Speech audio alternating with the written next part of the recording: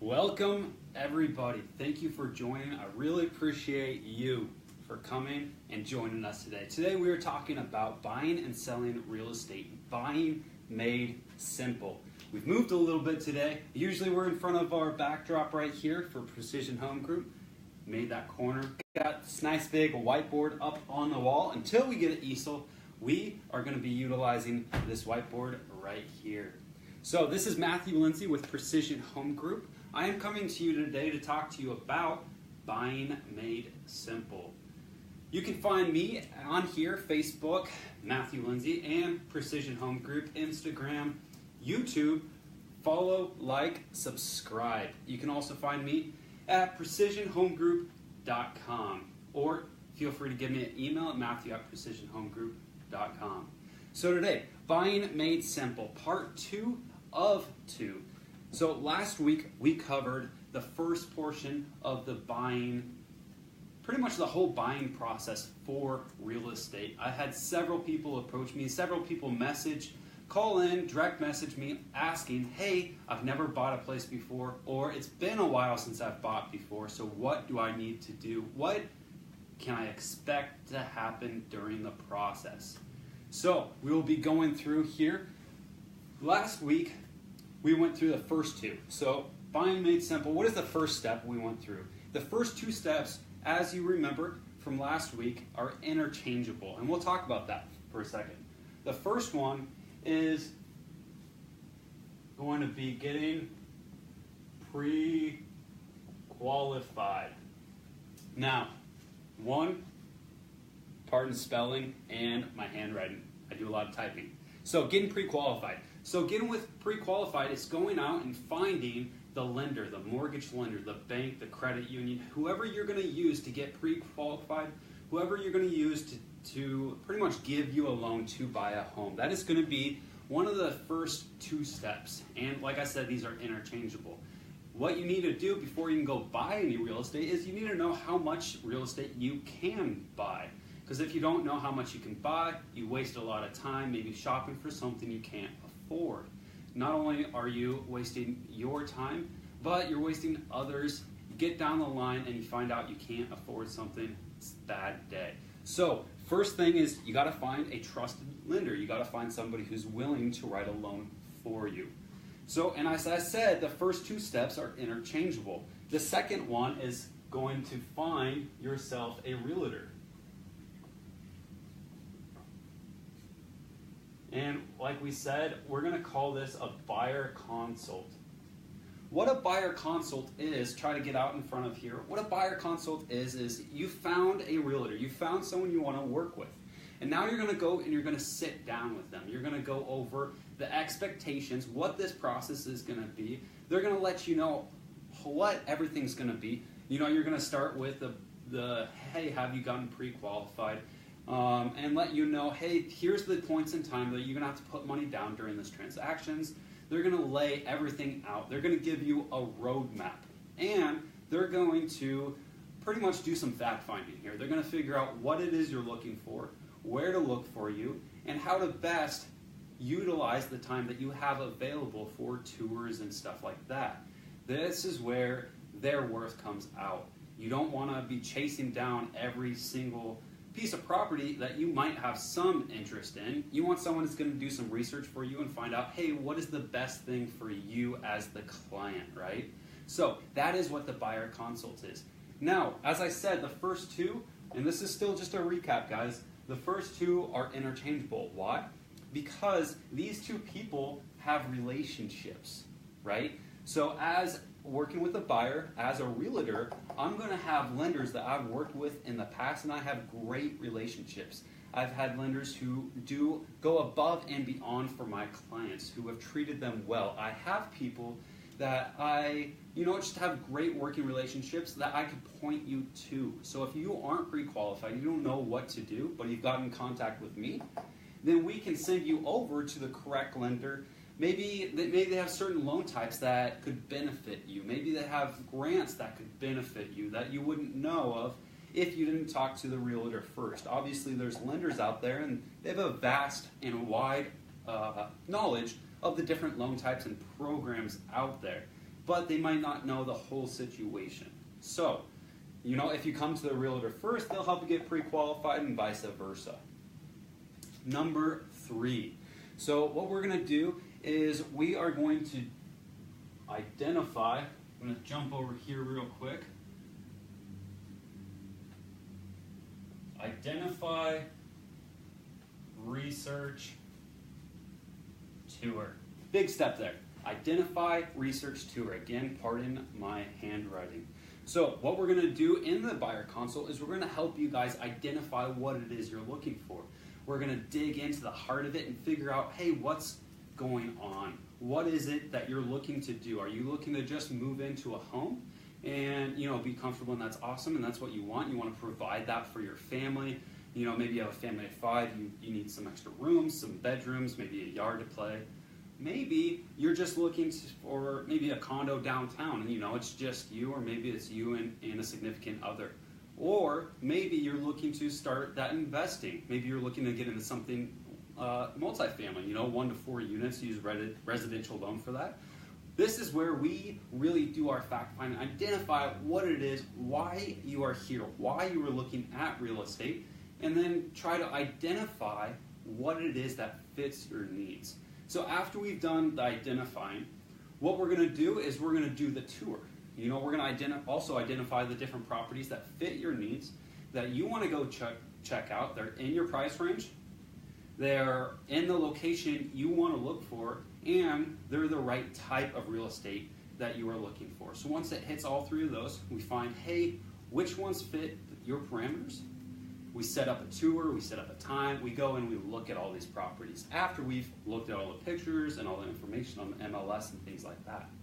So once we've done all of that, we've gone out, we've looked at the places, then we're going to do a little bit of research. You've narrowed it down, you've come up with a couple different properties that you like. We're going to do some research. We're going to figure out, hey, let's dig in, let's really just sink our teeth in. Maybe there's some covenants in the neighborhood. Maybe there's some condo association dues, and you're not 100% sure what they cover. There's just little things, ins and outs. You want to find out what the utilities are, what the high, low, and average costs of all the different utilities, so you can really have a good idea of what it's going to cost you per month to live in that place. So that's going to be the 3rd step: identify, research, and tour. Once we've done that, we're going to move into our 4th step. But if you guys have any questions, feel free to comment them, send them to me. I'd love some feedback on here. So number 4, we are going to submit an offer, okay? Once we've identified, researched, and toured all the properties we want, we've selected the one that you like, we're going to write an offer.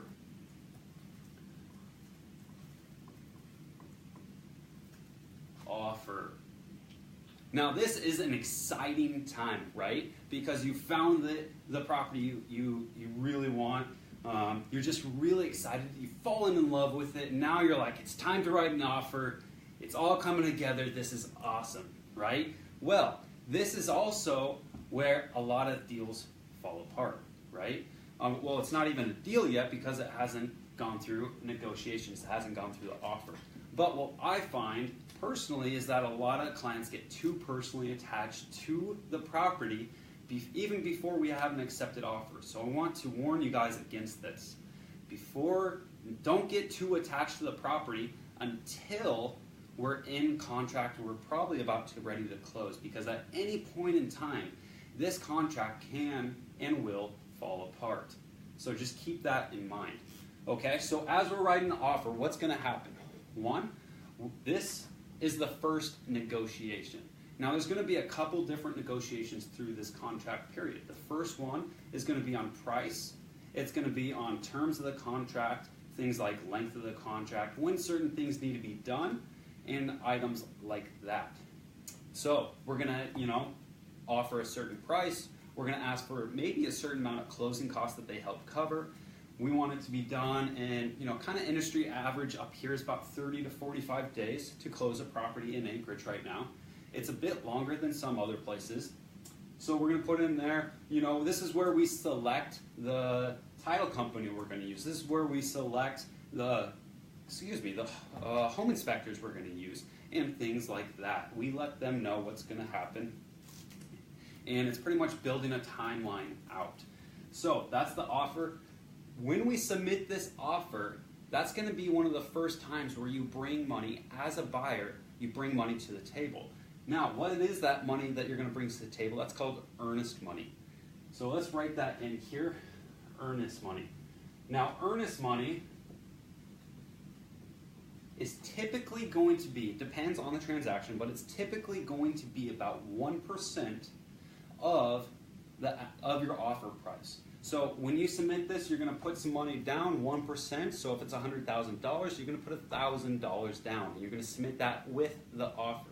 And when you submit that with the offer, it literally tells the seller, hey, this is a serious offer. They really like this place. They want it. They're going to put some money down. They got some skin in the game, right? So that is the purpose of the earnest money.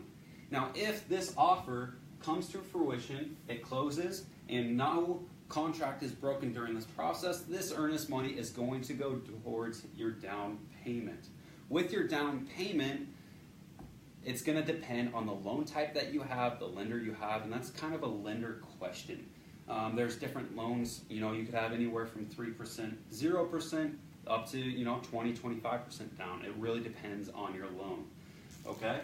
So after we submit the offer with our earnest money, there's going to be a negotiation phase, right? So the seller at that point has 3 different options. One is they say, that's awesome, we love it, we accept your offer, we're good to go, and it's just happy at that point, right? The second option is that they're going to counter your offer.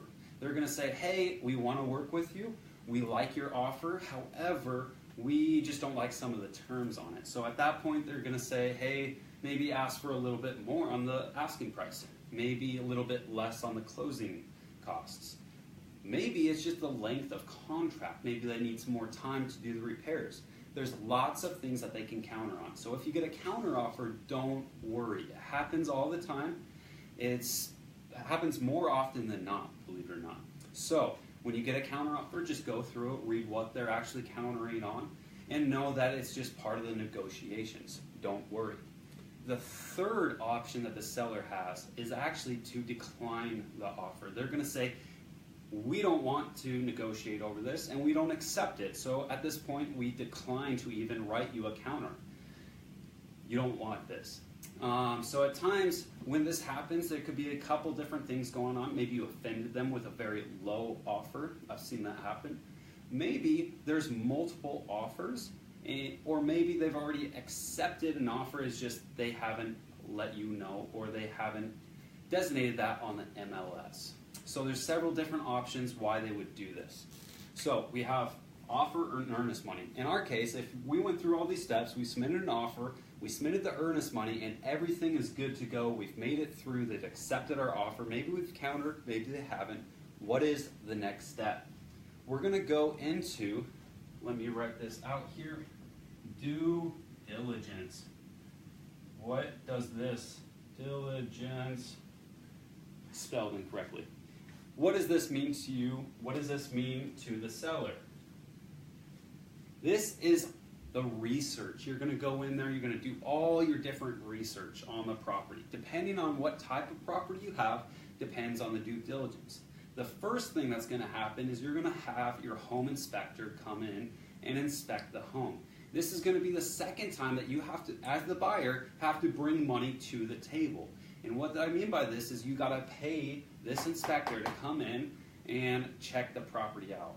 Now, you're going to want to do this. Why? Because you are not, chances are you're not a contractor, and if you are, chances are you don't have a scope over everything that entails in the house. And if you are, then awesome. Do it yourself if that is what you want to do. But this gives you the chance to go through, check it out, and ask for repairs. So I highly recommend that you get a home inspector. Up here, it's usually kind of that $300 to about $500 price range, depending on the home. That is average. Don't quote me on that. Don't hold me to that. But that is about how much it costs up here in the Anchorage, Alaska area.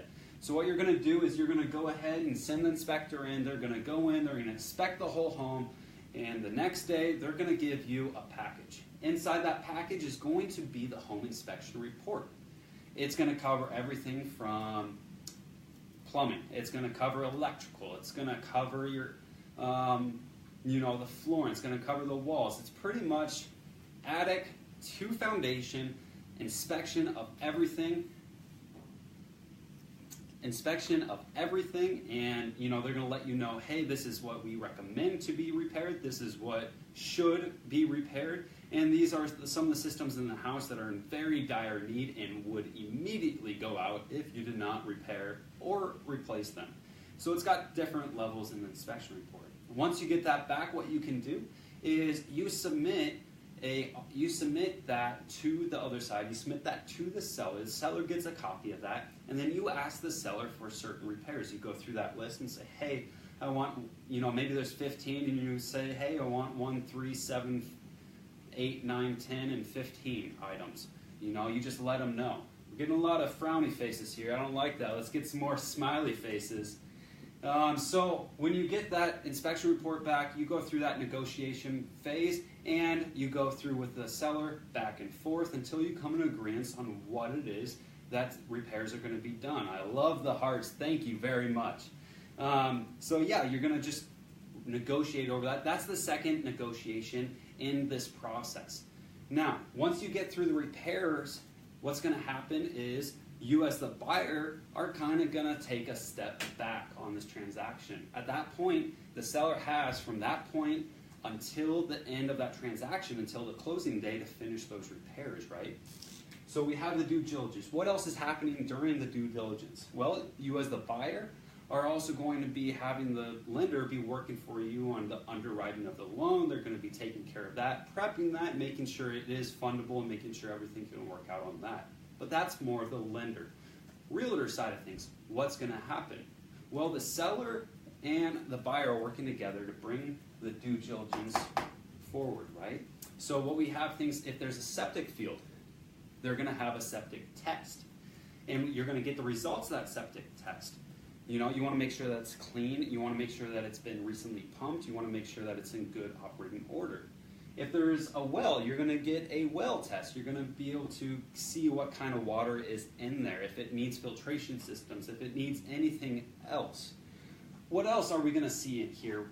Maybe the HVAC system, which is the heating, ventilation, and air conditioner. Now, an inspector is going to go through and tell you to, and they're going to recommend that you get that inspected by somebody else, because he's not a licensed HVAC technician. That's going to show up in that inspection report. So you're going to ask for that when it comes time for asking for repairs.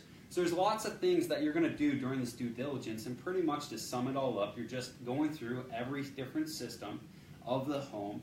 You're going through every aspect of the home you're through the mortgage with lending. You're going to go through making sure that everything is good to go. Last and big one is the title. You're going to make sure that the title is free and clear, and that, well, when it transfers, you're going to make sure that it's free and clear. And make sure that there isn't any liens against the house. Make sure that there isn't anything crazy out there that's going to hold up you owning the house, right? So that's due diligence. Now, what is the next one? That is going to be close, record. Now, here in Anchorage, it's not very often that we can close and record on the same day. What's going to happen is you're going to close on one day, you're going to record on the next day. And what this means is closing day is just as it sounds. That transaction comes to a close. That is where you go to the signing table, the seller signs that, okay, the transaction's coming to an end, final signatures on the bill, it's going to fund, and the new home is going to be yours as the buyer. But you're not going to be able to take possession of that home until the action, it is all done. Hey, thanks for joining back here, guys. I really appreciate it. Had some technical difficulties there. We were talking about closing and recording. That is the end of the transaction. You've gone through due diligence. You have closed that transaction. It is recorded with your municipality or city or county or state. And after it's recorded, the property is yours. And what's after that? It's party time. That's right. you get to go home to your new place, you get to move in, you get to have that party. What's realistically happening? You're probably having pizza as you're moving in, and you're up all night unpacking boxes. But party nonetheless, get some champagne, enjoy that you just went through this huge process that usually lasts at least a couple months. That is the Buying Made Simple Part 2 of 2 and recap of the first week. If you guys have any questions at all, let me know. I'd love to talk to you about more detailed, specific, what goes on in each step. This was pretty much just an overview. So, any questions, let me know. Send them to me, comment, share, and get this out there. Again, if you have any real estate